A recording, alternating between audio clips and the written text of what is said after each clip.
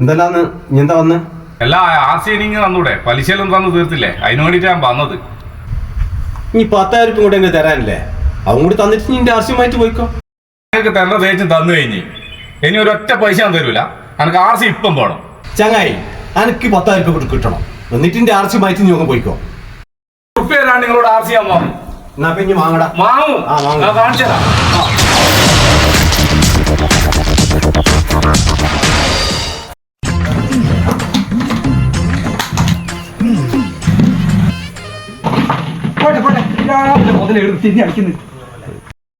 ഇവിടെ ഞാൻ ജോസാട്ടില്ലേ അതിലിടയ്ക്ക് എന്റെ വണ്ടിയിൽ ആർസി പണയം വെച്ചിട്ട് 1,00,000 റുപ്യ പലിശ എടുത്തിനു.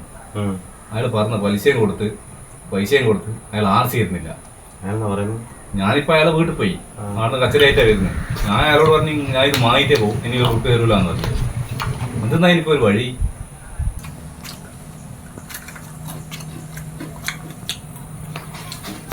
നമുക്ക് ഈ ചങ്ങായിനെ വെച്ചിട്ട് ഒരു പണിയെ കൊടുക്കായ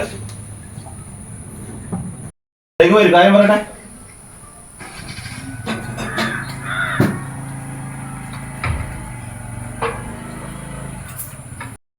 എടാ നമുക്കൊരു സ്ഥലം വരെ പോയാലോ? ഏതിയാ?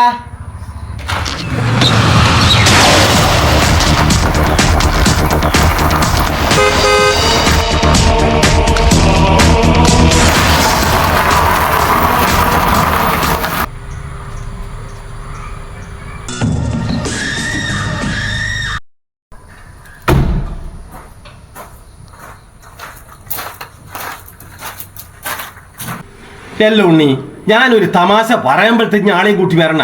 ഇന്റെ ആർസി ബുക്ക് നേരത്തെ ഞാൻ എടുത്തു വെച്ചിട്ട് ഇപ്പൊ ഞാൻ കൂട്ടി തരാം കേട്ടാ.